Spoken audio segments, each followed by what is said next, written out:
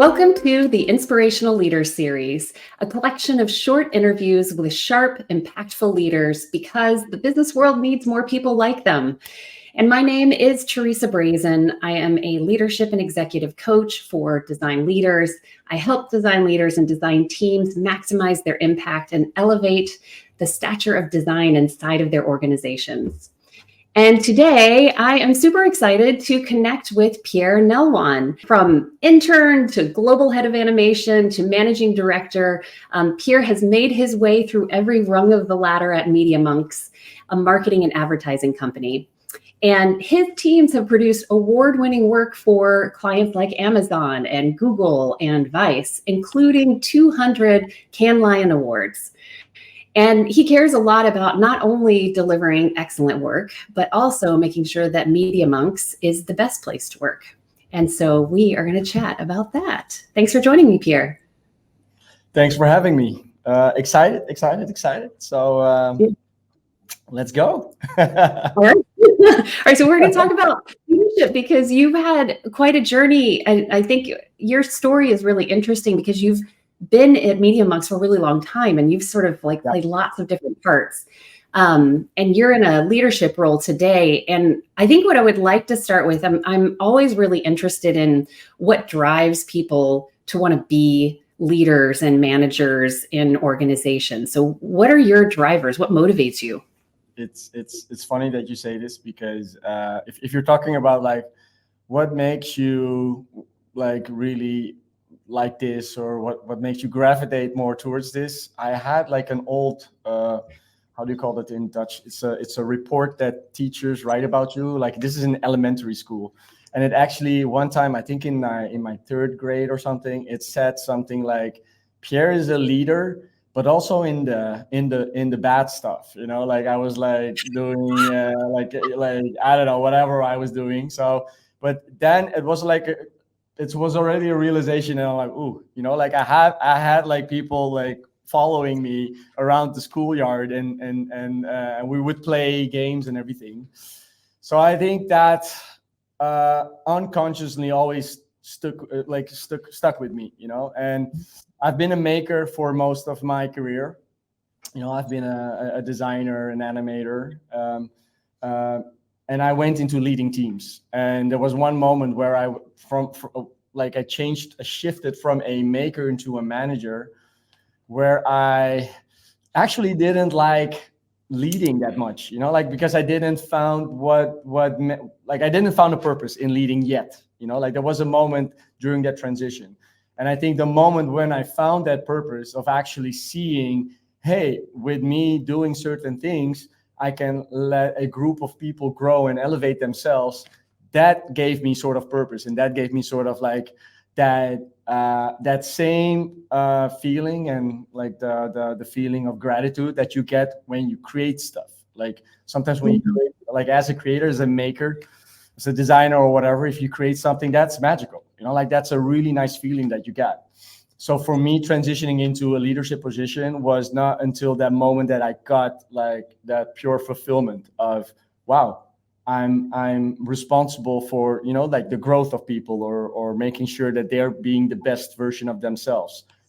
That to me is my driving force. And that allowed me to also stick into the role of being a manager, because you're constantly, especially in a production studio, you're being asked, hey, do you still like being, a manager? Or I love being a manager because I found my purpose in a sense that I know where I get my energy from. I get energy from having results in a positive way, of course, having that, hey, something you said or something you made sure that there was a structure in place that allowed for growth of people on a bigger scale than just back then when I was making stuff for myself.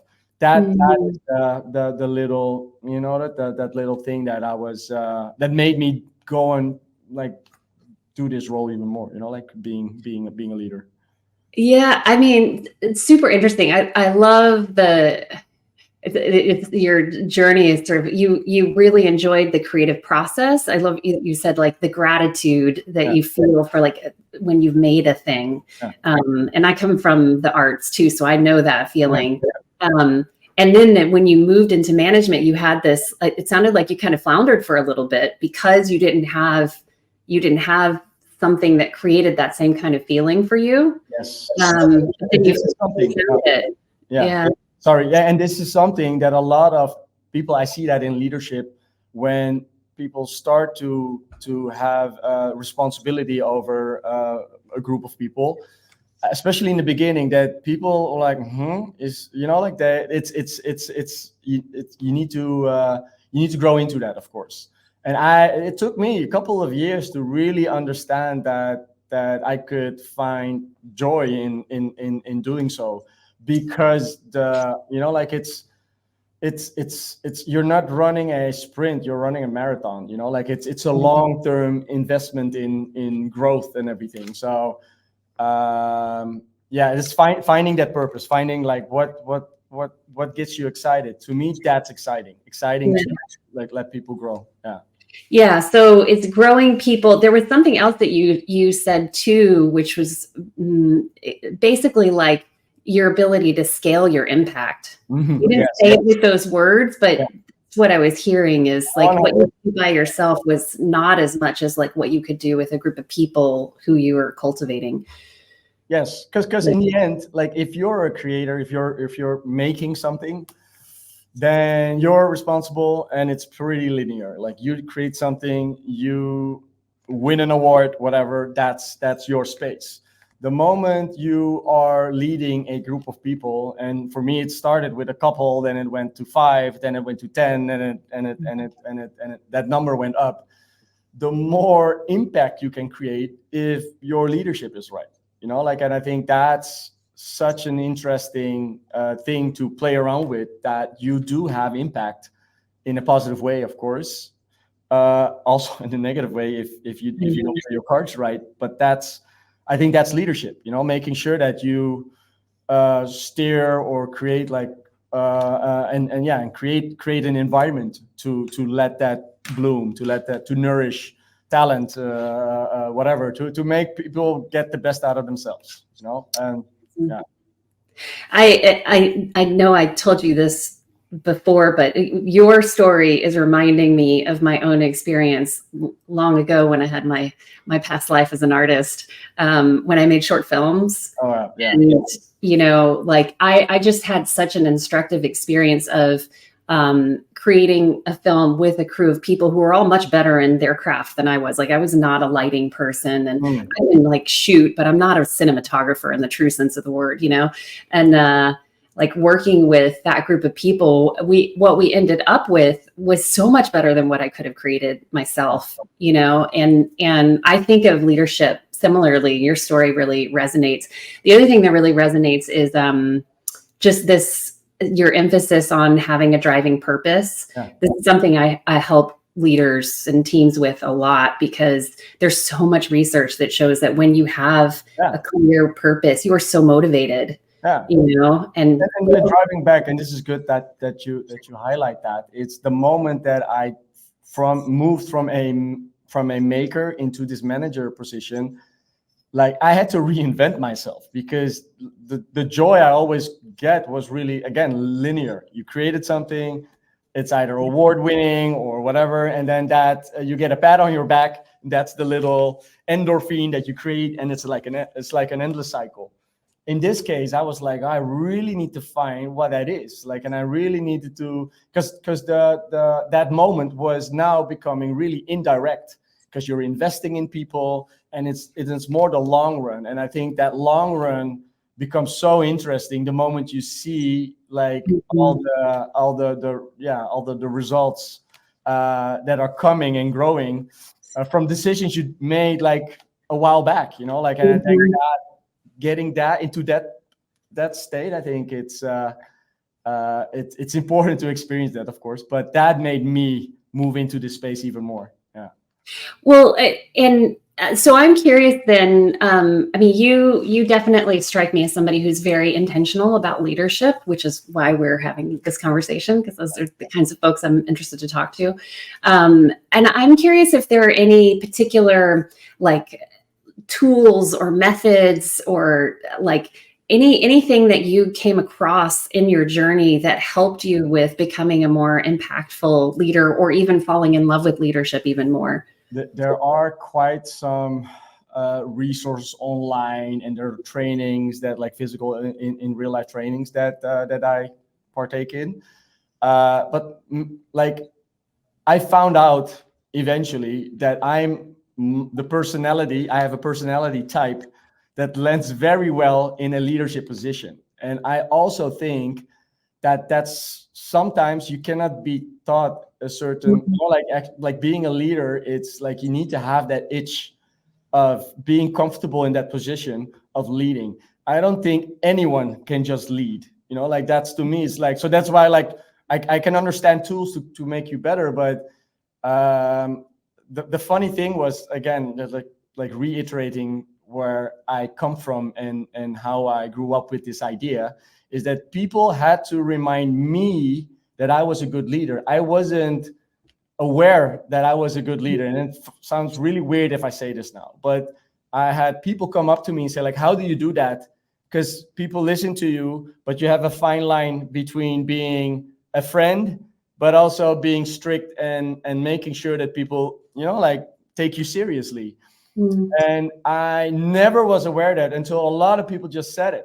And just like, I can't do it. I can't do that part. Like I can. So to get back to like my reign, like my period in leadership is that it's that being aware of who are you and like how do you navigate through this. And I think tools can help you, but it will not automatically make you a leader in sense. Like I think you need to have like some sort of a foundation already of wanting to be that person, so there's a couple interesting things in there. One is, I would argue that one of the things that help to shape you as a leader is people reflecting back to you that they saw your potential. Right? Like you're not there. I read something recently about like the reluctant leaders and how sometimes the people who aren't looking necessarily for leadership roles end up being some of the greatest leaders.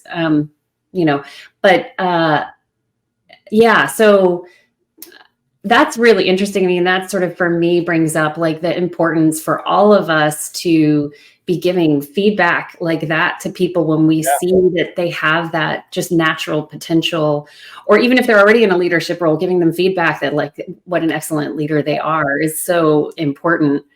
Like you said, because if I didn't had that moment of reflection from outside or like that feedback, I might not like believe in myself enough to pursue the direction I went into a more leadership responsibilities.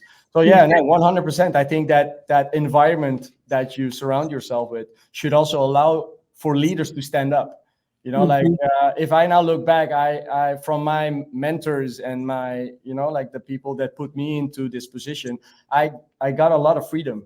Like I got a lot of freedom to find myself and my leadership style as well. Because I like if I look back, I really do it in my own way, in my own authentic way. But that's how I would do it. I don't see any other way around like doing this, like the way I do it. I do think your surrounding and your environment and anyone that allows you to grow and to give you space, I think that's also really an important factor to rise. Yeah, it's interesting. I mean, for one, just an observation is that it sounds like Media Monks has been a really healthy, nurturing environment for you, right? 100%. And I think about one of the first design agency that I was in is called Adaptive Path. I had a very similar experience where it was just very, you could do anything. You're new to the industry, but go on a stage and give a talk in our conference. And, like I started a podcast and everybody was supportive. I mean, there's definitely something about that for sure. And the other thing that I think this is a good case for. It's just like why it's so important for people to like diversity in leadership positions, for people to be able to see examples of different kinds of people. So it kind of plants the seed that like, oh, someone like me can, end up, at that level. I feel like you were going to say something. I kept talking. No worries. I lost my train of thought, but I love to talk about this because of course this is on my mind constantly. How can I be a better leader? How did I come here? Into like trying to reflect on, again, back to that purpose. Like why do I do this? Like you have good days and you have bad days, but your purpose is the thing that drives you and makes sure that you're gonna push yourself. And I think that's also important to understand. Like as a leader, you have your bad days. Like you have your days where stuff just doesn't click, or the situation that you're in, I don't know, the climate that you're in is maybe challenging. Like that all happens, and I think it's good to understand what is fueling me. Like what is keeping me up, and I think I have a responsibility as well, because if I have a quality that can help people, like be the best version of themselves, then I'm like, okay, well, let's go all in for that, And I think a lot of leaders think like that. They were like, okay, well, I'm probably the right person for the job. Let's go, So I think that's again going back to purpose-driven and intention. Yeah.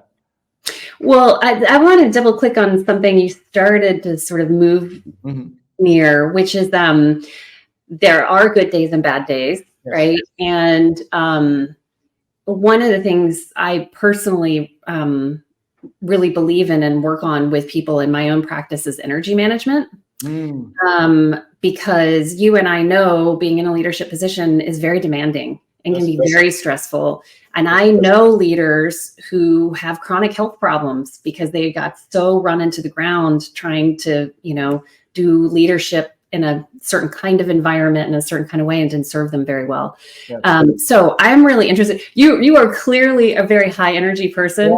There's this thing called emotional contagion in neuroscience, and it's totally happening right now. I feel my own energy going up because of your energy.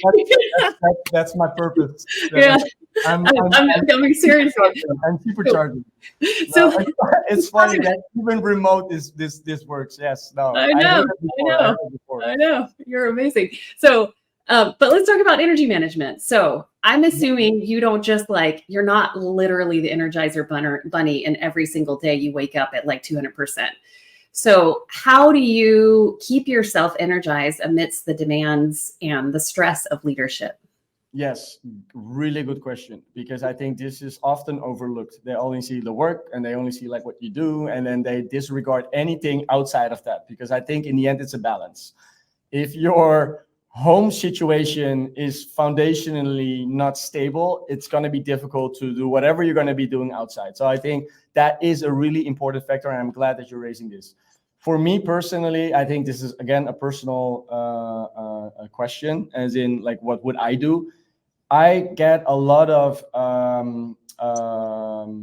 do you call it, balance by doing, because what I'm doing is how do you call it, is mentally exhausting, because you're in meetings and you're in conversations and you're thinking about, okay, where are we in the next 6 months, in a year? So it's all in the head. So when I'm done working, my brain is literally fried. It's like, okay, you just now need to take a rest.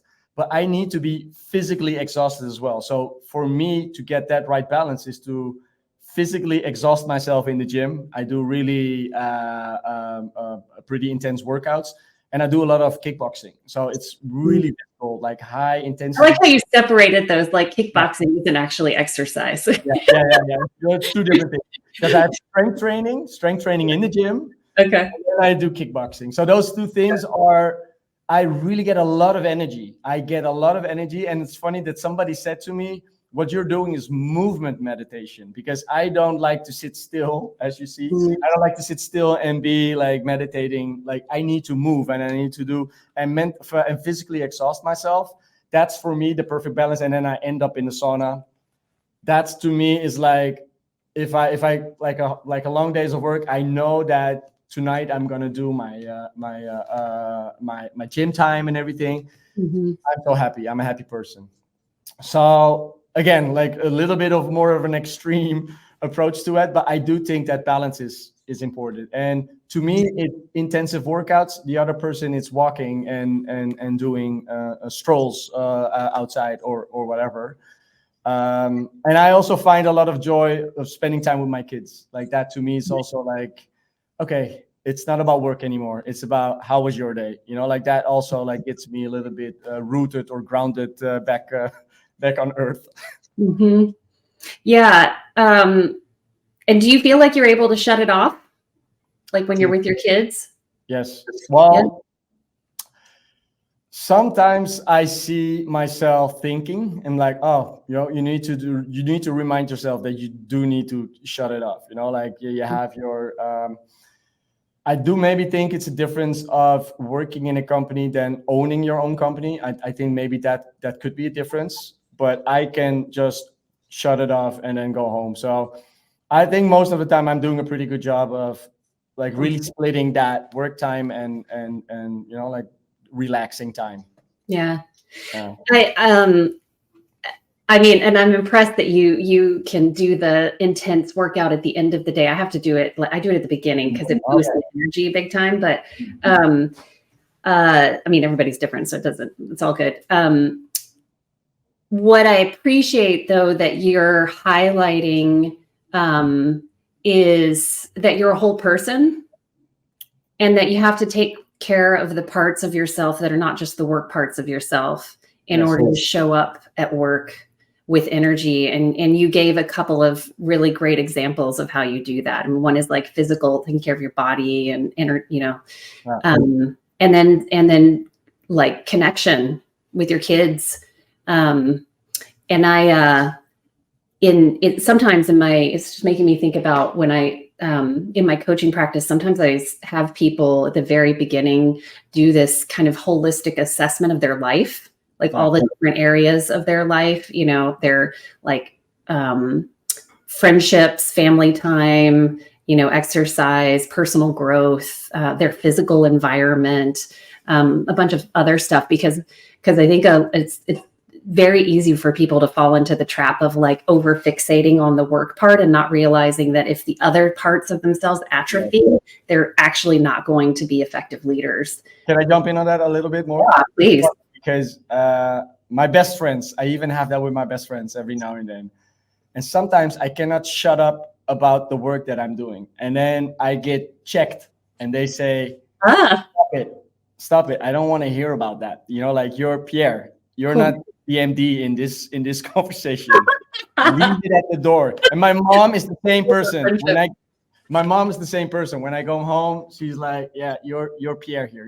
You're not an MD at Medium Monks here, And I think that's an important thing because it's really making sure that there's like a clear distinction between, like that other aspect of it, like sometimes it's important to have that balanced out instead of like having it taken over everything that you have, so yeah.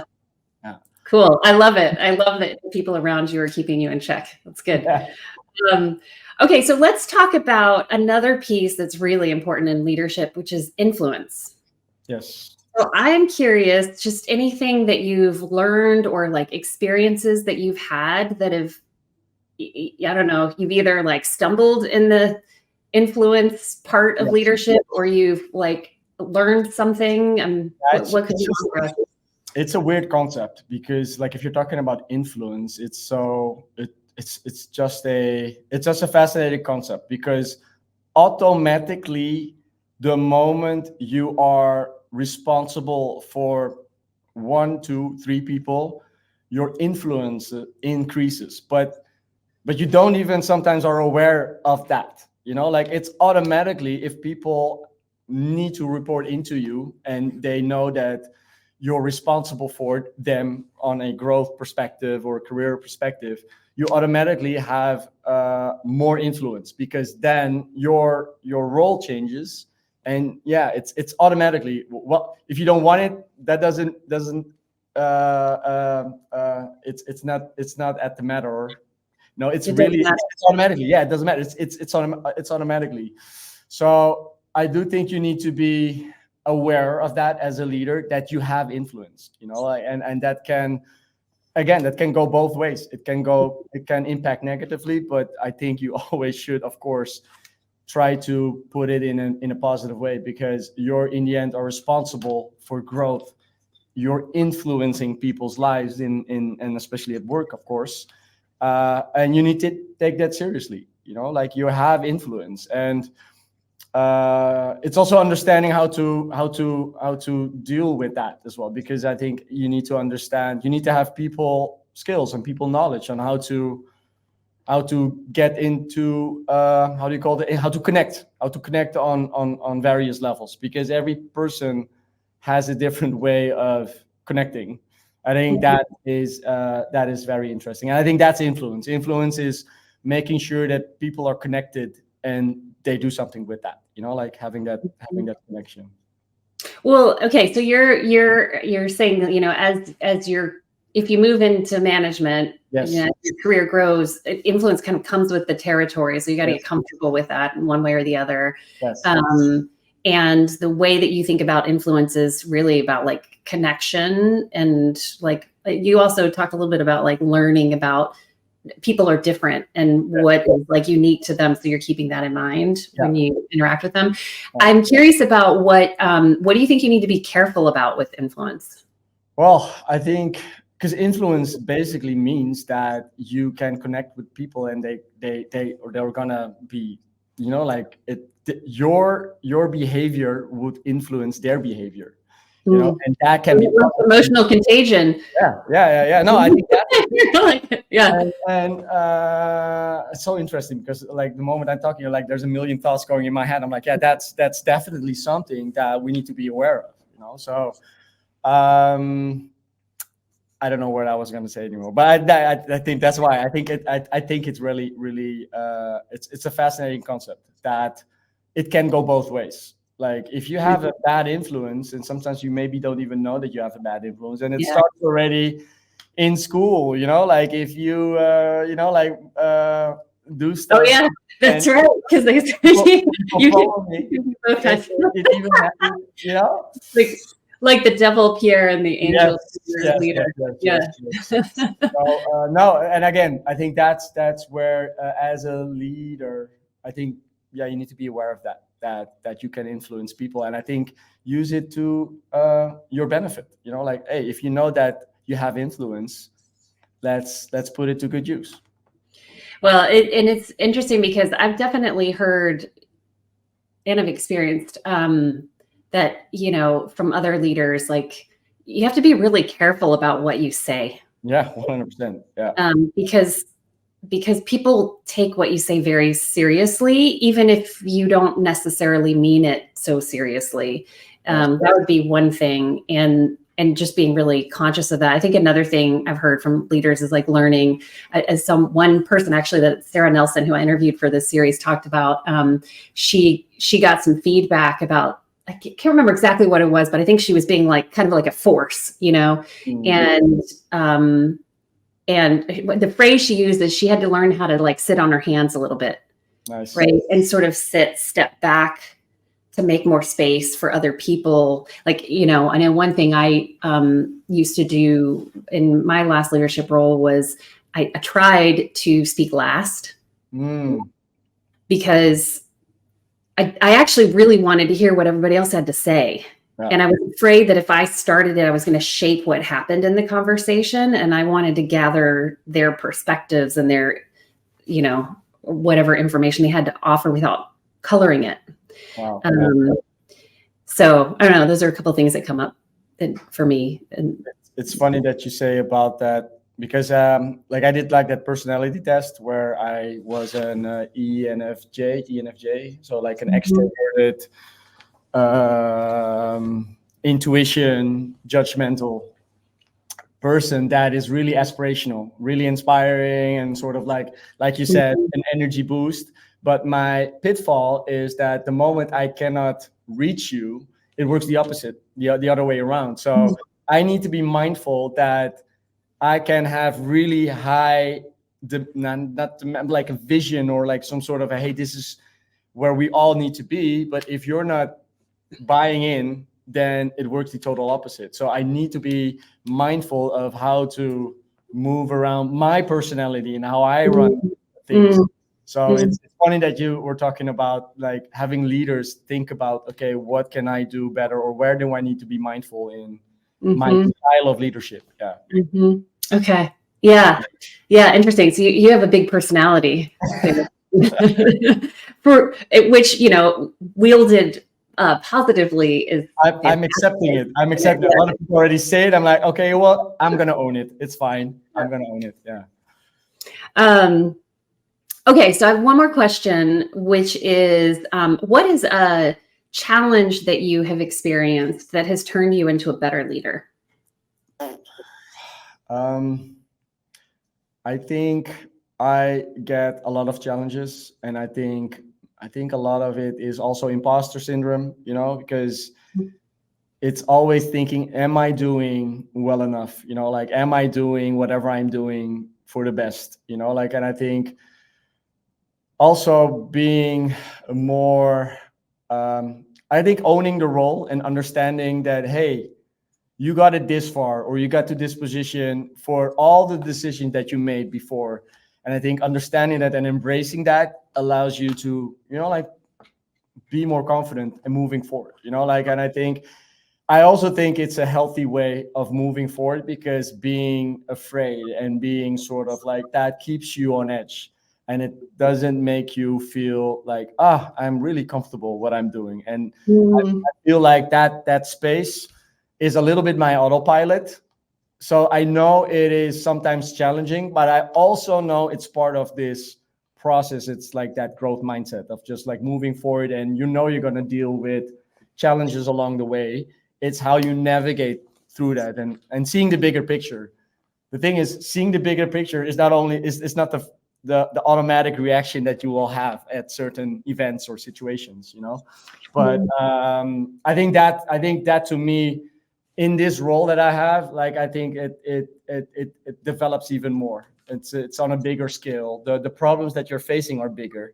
The moment your role is bigger and you have more responsibilities, everything is just magnified. So it's when there's a problem, there's a big problem, so how do you navigate through that? Like, all of that is also part of leadership. How can you make sure that you're not being faced by it, because you're the one that's in that position? And I think being faced by it or being affected by difficult moments, I think that's also part of the role. And I think it's also good to expose yourself to that and to let people see that you're being exposed to it, because in the end, I think people follow authenticity. I think that I follow authenticity. I think that's an important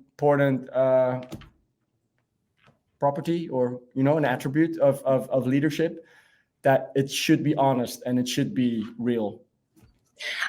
There's a couple of things in there that I think are really interesting. One, and I haven't heard anyone articulate it quite like that before. Like, you talked about imposter syndrome, which I would say 90% of leaders probably feel. It's like, if anybody thinks that the people in executive level are not experiencing imposter syndrome, they should, if they have the opportunity to have like a deep conversation with them, they will discover otherwise, because I know that is the case. But what I like is that it sounds like you have kind of a healthy relationship to that, where you see it as like, having this voice. I mean, as opposed to having it like take over and, like really damage your confidence and how you show up and lead, you're looking at it as this is sort of like my kick in the butt to keep always improving. It's like a radar, or like how do you call it? Indeed, like it's the light on. Like, okay, well, you're feeling this way. Why? And you're going through something, but that's the moment where you grow, because you're going to go through adversity and you're going to go through difficulties. That's the pain you feel when growing, And I'm old enough to know that that's a signal that I've been having before in my career. There were moments in my career, and I think a lot of people will resonate with that. There's moments in your career that you probably are on like some sort of a T-junction, or how do you call it? A cross section. Like, I don't know how you call that. is where you have like, hey, I'm gonna do this and it's really uncomfortable, or I'm gonna do the other thing and it's probably really comfortable. You know, it's the stuff that I already know. And for Mhm. some reason, if you choose the other thing, allows you to, you know, like to reinvent yourself, because it's a next level basically. But it's scary, you know, like, and I know that there's all these moments that you know, like that you would. If I would like talk to my older self, like there were so many things that I was scared of back then, but now if I now look at it, I'm like, Yeah. that's not scary anymore, you know. So I Yeah. understand that that's a process, and that's like it's a recurring thing. That's my autopilot. My autopilot is, okay, there's a moment that I just do my thing and am comfortable at where I'm sitting and doing my thing, but there will be a moment where I need to go through uncomfortable to grow again. So Yeah. yeah. Yeah. Discomfort equals growth. I Yes, love that. discomfort. Yeah. Yeah. And the other piece that you brought up is just this balance between, you talked about like big problems happen and they get kind of bigger Yeah. as you move up in management. Yes. And so you have to be able to not be so phased by those, like they can't bowl you over because people Yes. are looking to you for leadership.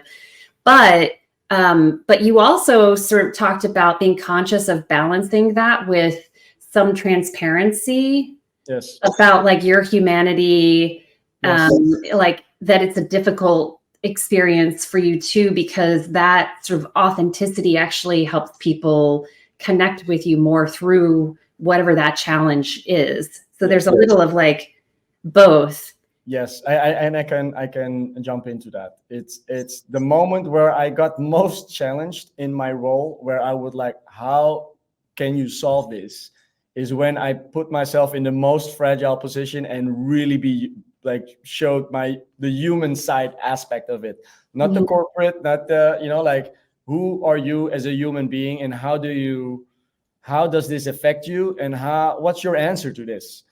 And if that's pure, like, and that's like, we're all humans, so people can relate to that. And I think that's, to me, it's also like, okay, well, my safety net is always being as authentic as you can. Like, that's the safety net. Like, and I now also know that, okay, when shit's going down, you need to be authentic as hell. And I think that's, of course, you're in a corporate structure, so you sometimes need to put on that MD, the managing director hat on, and that's fine, you know. And I think that's how you run a company, because you run through this industry with certain ways of doing so. But I think, especially indeed, like in the most challenging times, for me, it really helped going back to, okay, well, who are you? You're just like, try to connect on a personal human level. Mhm. That always works. Again, that's me. That's how I would do it. You know, it brings up for me a story that I heard about, someone shared with me that during the early stages of the pandemic, they I don't even remember what the company it was a big company they worked for, and this was when like no one knew what was going on. Like if you breathe the air of another person in the room, you might die. Like early stages, Mhm. and the executive leadership started doing an Ask Me Anything session, like weekly or something like that. And um, she said that in one of those, one of the male executives broke down and cried, Oh, wow. and that rather than it being like, oh, he's a weak leader, it actually made everybody feel even more like connected and supportive of, and like invested in the company and the leadership, because he wasn't pretending like it wasn't a really Yes. intense human experience. And that just really struck me. That's kind of Yeah. an extreme example of what you're talking about. Yeah, 100%. I think that relating on a human level, like that is connection. That's how you connect with people, and that's how they can tune in and like, okay, now you have my attention. Like, now I listen to you, and I know it's sincere, and I know it's, you have the best interest, because, you know, like, that's real. So yeah, no, 100%. I do believe that that's really important quality as a in the leadership position. So authenticity for the win. Yes. Oh my gosh, Pierre. I mean, I could spend like a whole other Me hour too. talking with you, but I think we should wrap. And I know. Let's do a next session again, because I really like to discuss this, because I think it's so interesting to have all these, because you're also now putting all these ideas in my head. I'm like, oh wow, let me marinate that, because Good. Yeah. Marinate. Likewise, I got things to marinate on too. So. This has been a delightful conversation, and I really appreciate you being so open and candid, so that the rest of us can learn from the things you've been learning. And hopefully that's more contagion. Thanks for having me. Like, it's you're welcome. To talk about this. Yeah. You're welcome. It was a delight. And I just want to say, for those of you who are tuning into this conversation, if you're interested in hearing more interviews with inspiring people like Pierre, you are welcome to check out other interviews on my website at teresabrazen.com. Thank you, Pierre. Thank Appreciate you. it. Thank you. Yeah.